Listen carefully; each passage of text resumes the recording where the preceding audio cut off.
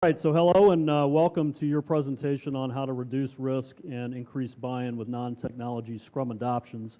And when we say that, we're really talking accounting, finance, sales, operations, those types of teams within the business area. Obviously, I'm Anthony Montgomery. This is Jodi.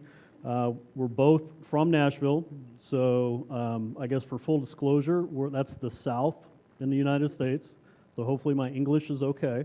I have been there for about 5 or 6 years. And we're both passionate about Agile and people. That is kind of the common connection between the both of us, is the Agile enthusiasm and the enthusiasm for people that we have.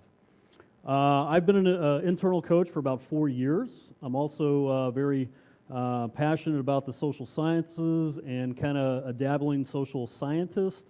Let's see, I'm a leadership enthusiast and actually a reformed command and control military officer. So I've kind of come from the dark side, and I realize that Agile is a much better way to go. And I'm actually on my 9th team when it comes to non-technology Scrum adoption. So I've been lucky to do this for about almost 4 years, and I really just started one team to another and to another. So I'm on my 9th team. Jodi, just to avoid switching the headset here, I'll go ahead and introduce her, but she is a certified professional counselor. She has a master's in counseling. She is a certified Scrum Master. And if you've noticed, her name is actually Finnish, so we've changed how we pronounce it about 3 different times since we've been here. She is, I guess, 2 generations from actually coming here from Finland. And she has returned home. And she actually teased me quite a bit that the only reason that we're here, the only reason this got accepted was because of her last name. So that's kind of the inside joke. So anyway, she is blending essentially her group counseling, her individual counseling, and with Agile coaching. So essentially taking 7, 8 years of experience in the counseling field and trying to integrate that with the Agile coaching. So really for the next 45 minutes, it's going to be our pleasure to kind of walk through this. And we're going to talk about what we think is one of the most overlooked opportunities in the business world, and that is Scrum in business teams. And, in our opinion, that's really the next evolution or the next phase of Agile is to take it into the non-technology space. So without further ado, we'll get going. We've got a couple points here that we are going to walk through today. We're going to have a little bit of an introduction. We're going to talk about a key idea. We're going to talk a little bit about tipping point leadership, Rogers' diffusion model, and Glasser's choice theory, and then we'll wrap up. So with the introduction, we've already introduced ourselves, but we'll jump to, there's a little bit more about me, a little bit more about Jodi. We have contact information for later. So let's talk about the learning objectives. This is the knowledge we want to impart to you today, and it's really 3 things. We want to provide the knowledge to describe what critical mass is within a Scrum adoption context. We want to provide the knowledge to discuss Rogers' diffusion model, including the 1 key element that we can influence. And we want to explain Glasser's choice theory as it applies to a Scrum transformation. So 3 things that we want to provide you. And then with these learning outcomes, we hope that after this 45-minute session, you can actually walk away with the ability to summarize how the tipping point leadership, the diffusion model, and Glasser's choice theory all integrate together in a Scrum adoption context. Also, we'd like to have you essentially have the ability to summarize the benefits for expanding these boundaries and taking Scrum into the non-technology teams. So we have 1 key idea, a couple messages and a couple points to go with that. But obviously Scrum, and I think we all know it, that Scrum relies on the business team involvement, participation. There has to be that integration with the business and technology in order to have a successful transition.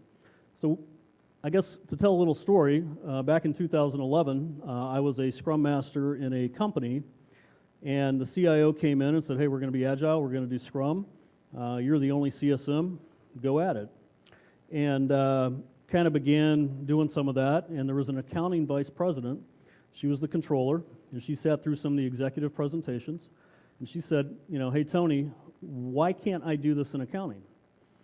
And I'm like, that's a good question. I really don't know. So let's go ahead and research that. I'll get back to you. And sure enough, felt like we could do it. We sat down. We began to actually modify the Scrum framework for one of her accounting teams. And that really was the first domino to fall. And after that was another accounting team and a finance team and an operations team and a sales team and so on. So, that really begged the question, why limit Scrum to just technology? So we have one key idea that we want to share with you today, and hopefully it changes your thinking, maybe takes you out of your normal comfort zone a little bit. But that idea is do not isolate Scrum to just technology. That is our message. And we have a couple messages or key messages to go with that. But the first one is, in order to do that, you need to expand those adoption boundaries. When you go to put Scrum in, take it beyond technology. Increase those footholds. As I mentioned at the beginning, 20 years in the military. And obviously when you go to essentially take an objective, you're going to try to envelop that. You're going to try and circle around it, things like that. So in terms of increasing footholds, if I just put one foothold into an organization and I'm trying to change the whole organization, I've got greater risk of failing than if I put in multiple footholds, essentially. So that's part of it. And then the last one is creating critical mass. Critical mass is a concept that basically comes out of the medical fields, essentially with viruses and with epidemics. But the point being, at the point you hit critical mass, it's irreversible.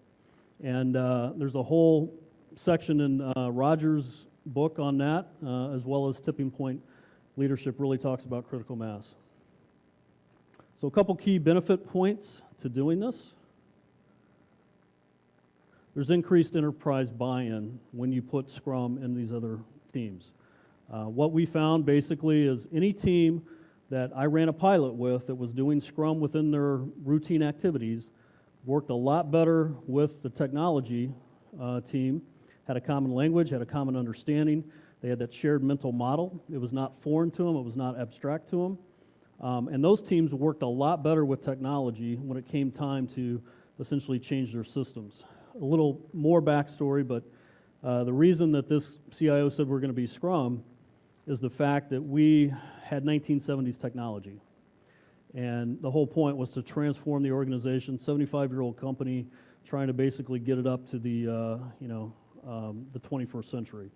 So that was one of the motivations. The other one is to reduce enterprise risk, especially in context of a transformation or an adoption. If I have everybody essentially on the same page, I'm building that momentum, I'm trying to hit that critical mass point, there's going to be less risk of that adoption failing. So it just goes back to the whole concept of an epidemic, something that's irreversible. If I can get past that critical mass point, I'm going to reduce the enterprise risk of a transformation failing. And last, we have the benefit of a faster diffusion, which is really just that adoption that I talked about. But diffusion is essentially the communication through an organization, and by expanding the boundaries, I'm going to get better diffusion on that entire transition.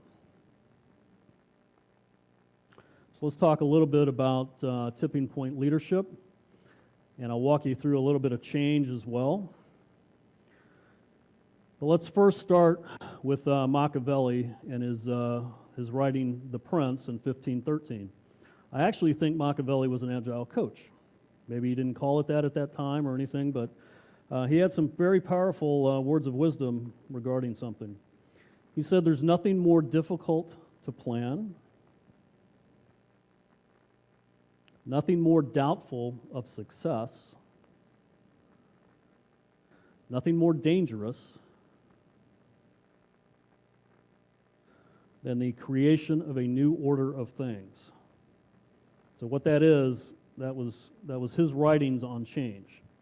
So when we come into an organization and we're going to try to change that organization, we're talking procedures, process, culture, you name it, it's going to have to change. So change is hard, change is risky, and like I said, Machiavelli was probably an agile coach in his day. So let's talk about the pace of change. Change is slow, especially when you are that innovator of that change. You're going to have a natural tendency to say, my innovation is the greatest thing since sliced bread, and everybody should just adopt it. Well, unfortunately, that's not always the case. Those creators naturally see the benefit, but the constituents around that change may not. So this is a kind of well-known fact. Show of hands, anybody think that their change went too fast when they tried to transform to Agile? Okay, we're probably all in various stages, right? Some are taking longer than others. So anyway, most changes, sadly, they diffuse at very disappointing rates. So let's give an example to that. Kind of going back to the military theme, but the British Navy back in 1601, a captain on a ship basically discovered that lemon juice would prevent scurvy. And he ran a couple experiments, a couple different ships, and if you were on the lucky ship, you survived. If you were not, you basically didn't. But it took them 200 years to adopt that. So even though something was far superior and actually known, because he published his results, it took the UK Navy over 200 years, basically in 1795, for that to be adopted. So that's an example of a 200-year diffusion rate, which is obviously not a good thing. Anybody on a 200-year Agile transformation? Maybe feels like it? Okay. So we have a common problem within pretty much all organizations. And that is that, how do we increase that rate of change? The rate of change for what we're doing is too slow. That is our common problem. Now, I've got a couple assumptions here, but the first assumption that I want to make, and I assume everybody in the room is okay with that, is that we have the goal to go faster. We desire to go faster. And some of this applies to any change, not just Scrum transformations. Everybody good with that? Okay. The second assumption is that we want to reduce time. Kind of goes hand in hand with going faster, but we want to do it quicker. So that's assumption number 2. Anybody got any issues with that assumption? Because everything's kind of predicated on these two. All right, so what we're talking about is, this is out of Rogers, and I think we've all seen the innovators, early adopters, early majority, late majority laggards. What that represents here is obviously a percentage of the organizational market share. And that's the famous S-curve that we've probably all seen. And the whole idea is to shift that S-curve to the left. If I can shift it to the left, I'm going to get more market share within that organization up to speed quicker. So time would obviously be along the bottom, the longer time it takes to get up to 100%. So that's diffusion versus time. And that's really how you measure diffusion. How long does it take from the time I start something to the time that I finish it? So let's talk a little bit about social systems. Pretty much anything in the social sciences, they all tend to agree on the fact that social networks equal value. The more richer my network is, the more valuable it is. And a social system is essentially an organization made up of individuals, groups, teams, and so on. So if we take this school photo as an example of a social system, the whole thing is a social system, and each of those individuals is maybe a department. So that all has value. What if I come in and I do a solo technology Scrum adoption? So this is my organization, all the little dots. And I think at dinner last night, we had the example of a mosaic and things like that, trying to basically spread that out. So think of these children as part of those teams in that mosaic. So she looks pretty happy because she's going to do a Scrum transformation. She's excited, right? What about these others? Are they bought into that? They look kind of grumpy, some of them, downright angry, right? This kind of goes back to some of that mentality where I've been in sessions at conferences and things like that, and one of the sessions I went to, basically the topic was, what is the effect on Scrum to other departments in the organization? And I kind of thought about that, and I was like, well, that's a victim mentality, right? I'm going to do this, and it's going to have impact, And at least we're at the point where we're discussing that. But before that, I don't think that we ever actually discussed what's going to happen to HR, what's going to happen to finance, and so on. So we want to take it from more of a victim mentality to more of a partnership mentality, where we are working with these individuals. Because right now, that's basically a fail, right? I go out and I do that, and the others within the social system are essentially ignored. Or it's like, hey, we're doing this, and you're going to have to change because we said so, sort of thing. So that's social systems and kind of branching out. Let's talk about critical mass. And again, this comes from the medical field, specifically around epidemics, but it's really the combined people, beliefs, and energies. Once you get all those things kind of channeled and focused together, that is your critical mass. There's a couple points to this, and this comes straight out of tipping point theory. But first, you got to get over the cognitive hurdle. And basically what that is I have to have that experience. I've got to take something that is intangible, that I think about, and make it actually tangible, so to get over that cognitive aspect. I got to get over the resource hurdle. And this is actually opposite to what, if you go and you pick up tipping point theory, it basically says you need to put your resources on the things that need to change the most. You don't try to you don't want to dilute your resources, essentially. What we're saying is, well, within IT, we've diluted it too much because we're only doing IT. So we actually want to expand that a little bit. But again, it's on the areas that need to change most. And maybe I won't go into legal and do Scrum. I might choose to do accounting. So those two things. We've also got the motivation hurdle. And within this, you need to really grab those people that have influence and have connections and motivate them, because they're going to do a lot of that tipping point, critical mass, communication for you. And last, you got to get over the political hurdle, which is really the naysayers. So if you can essentially provide indisputable facts that this works, you're countering their tendency to basically say, hey, this doesn't work, or it won't work, or anything like that. So really, in any organization, once the beliefs and energies of a critical mass of people are engaged, conversion to a new idea will spread like an epidemic. So that is the actual quote. So to talk a little bit more about tipping point, we've got the old way, we've got the new way, and how we get people up to the new way is through diffusion. Diffusion is communication. It happens through channels, things like that. And that was painfully slow there, but that we hit critical mass versus something a little faster, right? We want the faster diffusion to really create and tip us to that new way of doing things. So the old is however our culture is, whatever methodology we're using, and the new is obviously agile, and in this case, an enterprise context. If we talk a little bit about center of mass, again, we've got the old way, we've got the new way, and we've got that triangle right in the middle, kind of balanced on that. That is our center of mass for an organization. The social system, the groups, there's a hierarchy here. Obviously, a social system is the entire organization. The groups are part of that, and then individuals make up the groups, and so on. Tipping point theory and Rogers' diffusion model really talk about the higher levels of that. Glasser, which Jodi will talk about, is more at the individual level.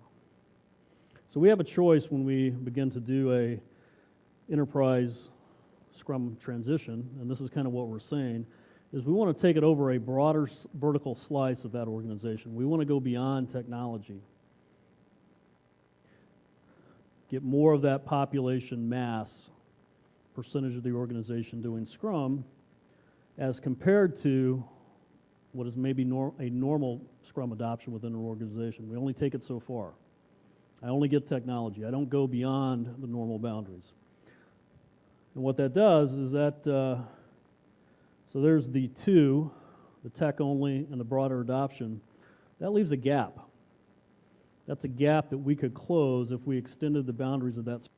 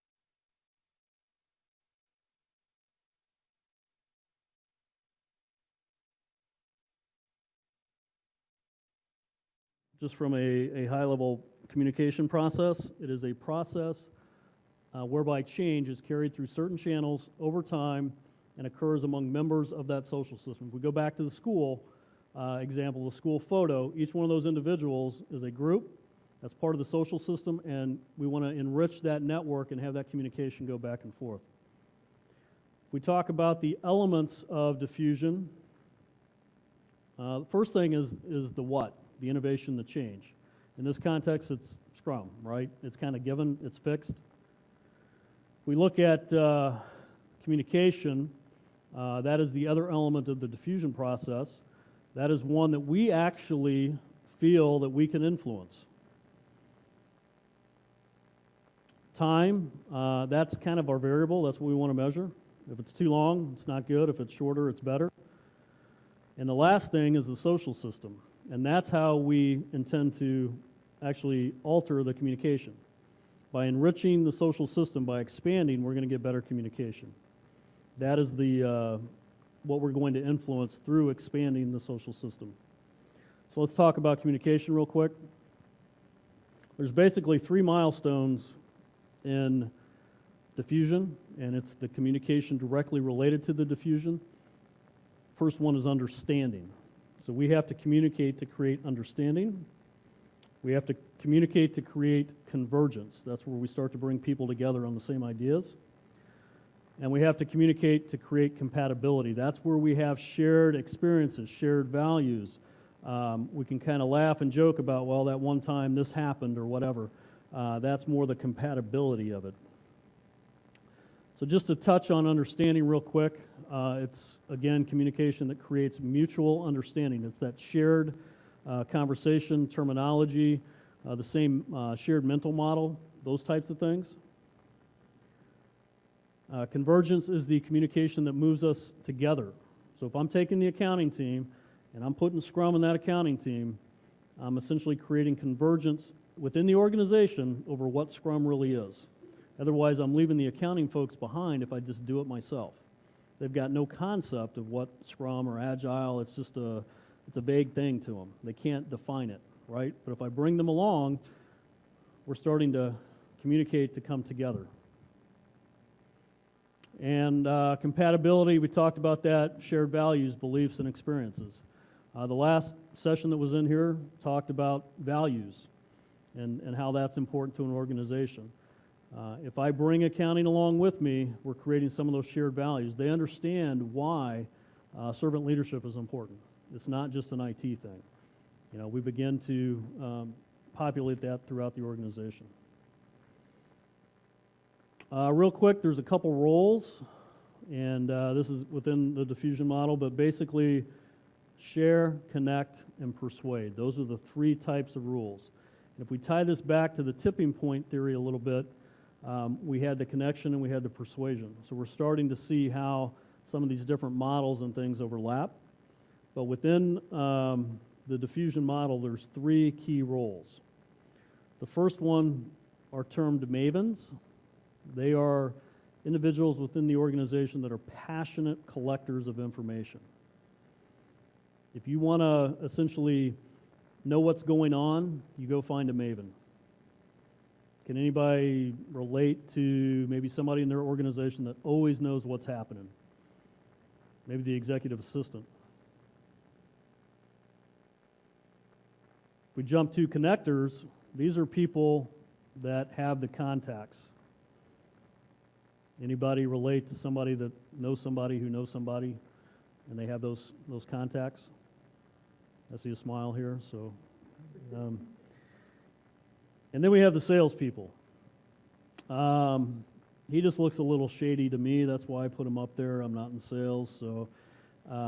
But they're the persuaders. They promote new ideas. So they're the influencers. So those are the 3 roles: the ones that know what's going on, the ones that know who to talk to, and the ones that can persuade anybody to do anything, basically. And if you can connect with these people, you're going to increase your diffusion. And if I expand my adoption boundaries, I'm more likely to connect with these people. And then if I can show them that Scrum works, then this guy, even though he's shady looking, he's going to go out there and he's going to say, hey, I saw this happen in accounting, worked great, we should do it in finance, or whatever the case is. All right, so let's talk these 5 strategies. Within this middle section of the deck, this is probably the most important thing, because there are 5 actual ways to get diffusion to go faster. And all of these have, they're all applicable to taking Scrum and putting it in a business context. Now, right out of the gate, strategy number 1 is to let people experience the new to reduce the uncertainty around it. So if I am unsure what this is, I don't know anything about it, there's uncertainty there.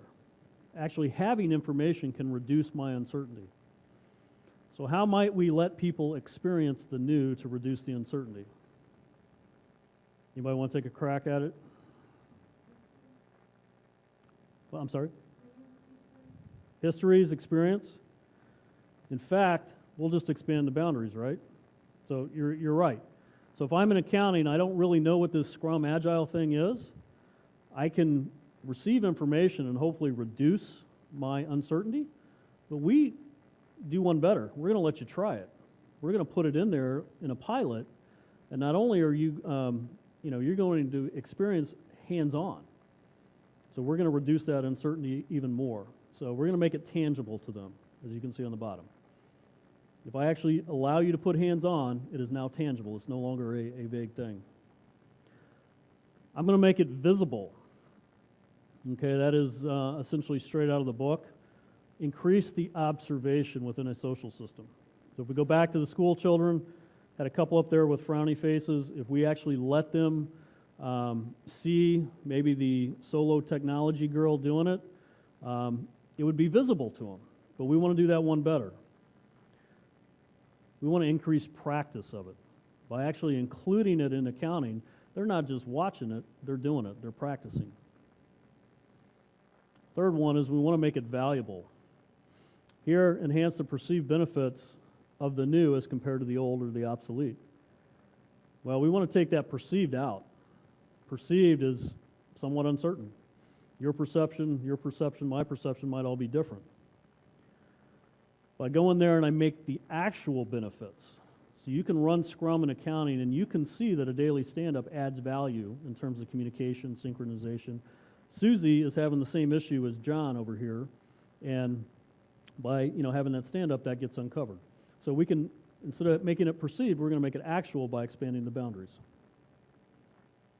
Now here's the compatibility one. We want to make it more compatible. Increase the perceived congruity of the new with the existing values and norms of the social system. Well, again, we're going to go actual. If we expand this into the organization, we expand it into finance, I've now got actual compatibility. It's not just perceived. They begin to understand that accounting team, that finance team, that sales team, they understand the agile values that we talk about in technology. And last, we want to make it simple. If it's too complex, I'm not going to want to adopt it. I don't understand it to begin with. It's kind of vague, and it sounds really hard to do. So we're going to reduce the actual complexity. It's no longer going to be this vague sort of thing or anything like that. So just to kind of summarize before we have to switch out, Jodi's going to be up. She's going to go down into the individual level. We kind of talked about change, talked about some of the diffusion models, the tipping point theory, and how we want to get up the organization to make that happen. But there's some actual individual benefits to doing that. Any questions on any of this? I've tried to go fast. Normally this is about a 90-minute presentation, so we've kind of cut some stuff out. But I think we're in a good place to finish on time. Any questions? Yes, sir. How do you achieve the typical math? For example, if you run change pilot project, or if you're using Scrum in encounter in one small team, it's not a department, this is a pilot project. Mm-hmm. This is not the typical math. If the math would be if you can run a pilot project within 50% or 60% of the department. Sure. No, I totally. How can you achieve this? Within the example, within the organization that we did one accounting team, then we did another accounting team, then we did another accounting team. So you're doing it by kind of grassroots, pilots, things like that. You're building one on top of the other. Within those 9 teams, none of them have wanted to revert back to the old way. So over time, I'm building that critical mass. Now, basically, what we're over time, right? And what we're proposing is that, okay, I could do technology only and leave these guys back, or I could do technology plus an accounting pilot, plus a finance pilot, plus a sales pilot, and my critical mass is at a steeper angle than it would be if I left the business teams behind, essentially. So the main takeaway is don't go below the critical mass. Well, when I'm starting to change, Against critical mass and more. exactly, you want to achieve that. With any change, if I can reach critical mass, it's going to happen on its own. But when I start a change, I'm at 0. And if I started and keep below, I say it's 2. Yeah, that's the theory, yeah. Yep. All right, so I'm going to switch out. Jodi will be up.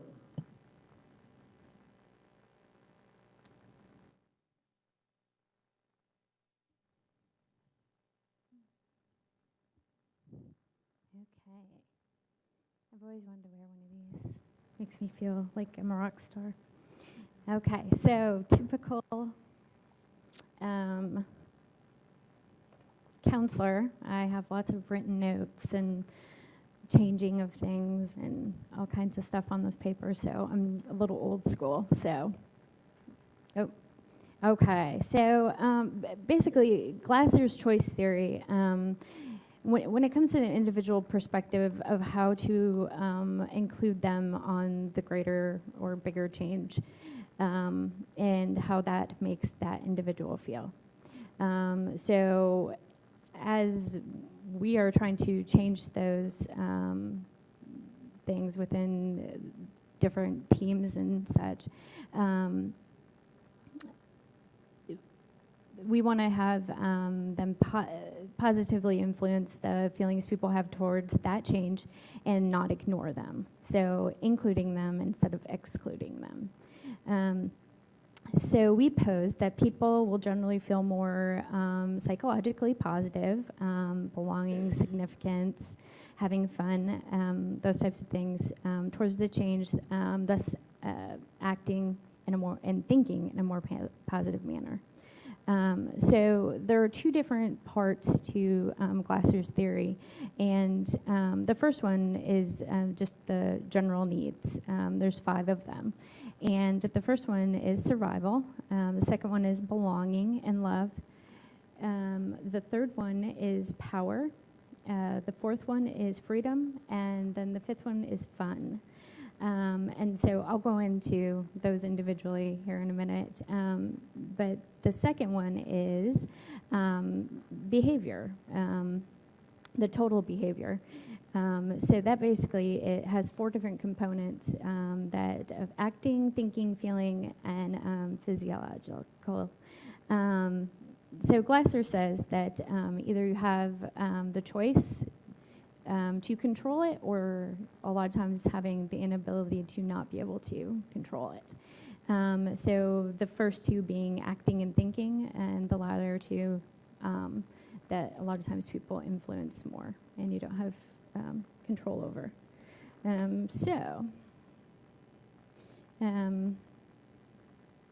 The 5, well, actually, we're going to go over the 4 basic needs, because survival, we're going to assume that we're not going to die within an agile transformation. So we'll ignore this and go to the next one, which is belonging and love. So Glasser says everything we do is an attempt to fulfill these 5 needs. So when we go to love and belonging, it's basically self-worth and something to prove is that we're valued, and that we're prized by others. So this is a change on a larger scale instead of an individual. Need to bring people along in this change. So if we ignore a section of the organization, and not in, it will not increase the sense of belonging. So they won't feel like they are within the change. They will feel excluded. Let's see. So belonging is proof that we are all valid, and the thought is, if I'm not included, then I don't matter. So that is something we want to try to prevent from happening. So the next one is power. And power is, people need power in order to succeed in life. So Glasser says, our personal empowerment enables us to contribute to society and lead happy, creative lives. So power is a sense of, your contribution to things, being productive, empowering, and feeling like you have a say. So power is earned. It's something that you can feel good about, and power is a sense of something that you don't want someone to take away. So the next one is freedom. So freedom usually concerns us most when others threaten to take it away. So Glasser says the more we are able to freely satisfy our needs in a responsible way that do not infringe upon the abilities of others to fulfill their needs, the more we are able to use our creativity, not only for our own benefit, but also for the benefit of others. Basically, under an agile transformation, it may threaten the freedom of that person doing their job. Okay, and the fourth one is fun and learning. So laughter, humor, and learning is all fundamental to a successful long-term relationship. Glasser suggests that play, laughter, creativity, the joy of discovery, and the experience of knowledge seem to be rewarding to people. So Glasser says fun is the easiest to satisfy because there are so many things we can do to have fun, and really does it ever stand in anybody's way. So does anybody have any questions about any of those? Okay, so the next one is the total behavior. So basically, the four components that I had touched on before, which is acting, thinking, feeling, and physiological.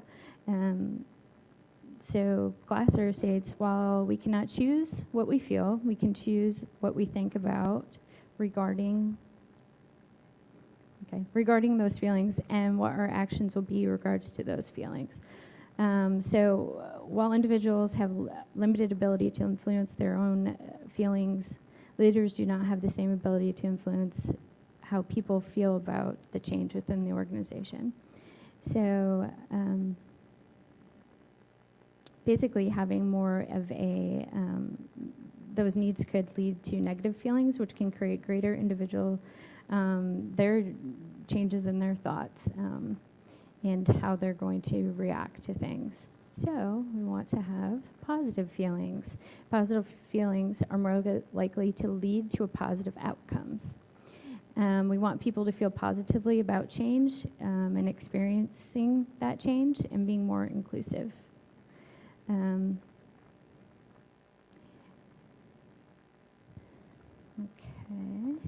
and the next one is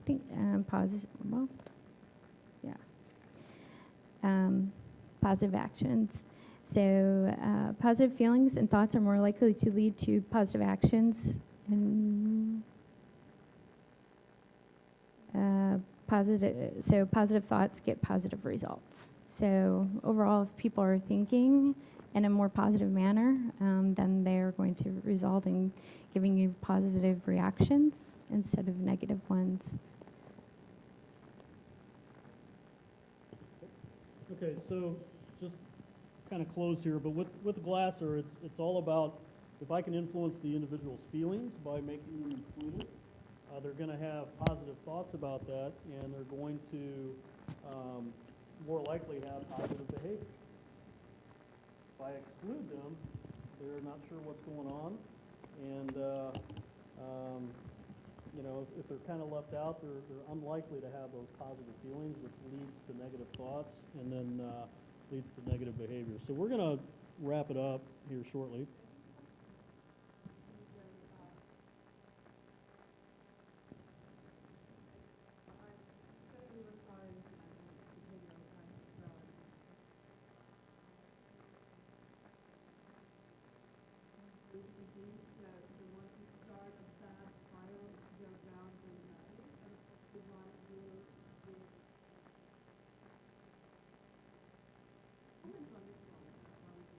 I would say that's exactly in line with what the second part of the behavior that I was talking about, is that if you're constantly giving the positive and making them feel that they have all the 5 basic needs, well, 4 basic needs actually, that they are going to feel like they're a part of what the change is, and not feel so negative about everything, and then in turn try to cause problems or not want to be a part of it because they don't feel that they are. So,